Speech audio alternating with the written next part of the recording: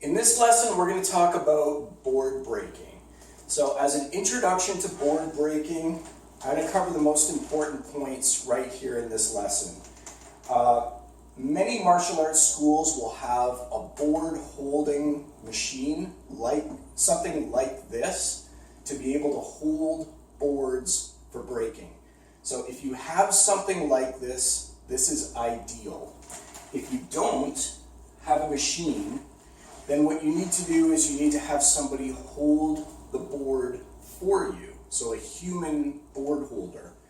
And if you have a person holding the board, how they hold the board depends on what type of break you're doing. So for every lesson, when we're going through, I'm going to show you how to position the board if you have a machine for the break, or how the board needs to be held if you have a human board holder. So the boards that we use for breaking, which you can get at a local hardware store, you go over to the hardware store, you order a board, and you can have them cut it for you. And as soon as they see you doing something like this, they know right away that's for martial arts training. They get a lot of customers that are like that. These are pine boards. They're often called barn board or barn blanked board, which means, I'm hoping you can see this on the video, but they're basically smooth on one side, and then on the other side, if you look at it, it's very, very rough on the other side, kind of an unfinished look. This is basically the cheapest thing that you can buy when it comes to boards.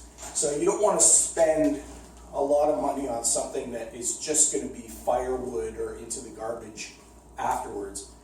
This is cheap. Pine boards, pine is a soft wood, so it's certainly not the hardest wood to break. But what we have for dimensions, we go 12 by 12, 1 inch thick.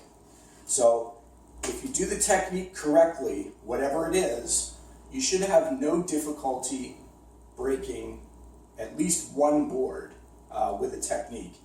But it can reveal very quickly if you don't have good technique, because as soon as you start hitting something solid like this, you're going to know right away if you're doing that technique properly or not.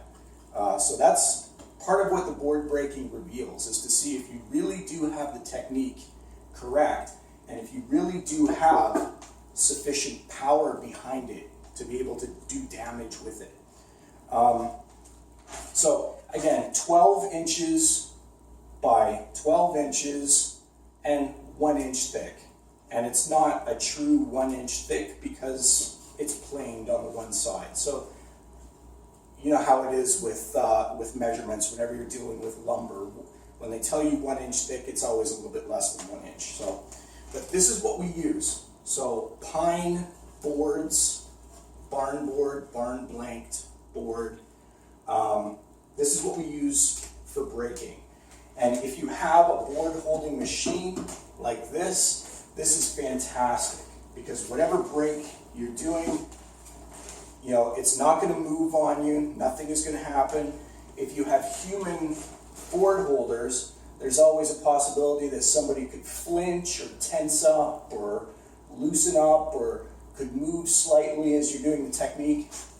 So with human board holders, holding the boards is also a skill as well. So you need to have good board holders that know what they're doing.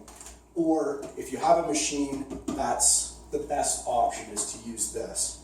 But whichever you have, whether it's a human board holder or a machine, you are going to be required to do board breaking for tests starting at green belt. So same level where I had to start doing tests when I was coming up, and same thing at my school. Green belt level, that's where we want to start seeing power being developed. So for board breaking, this is what you need. This is the kind of equipment that you need, or you need to have a partner that can hold for you.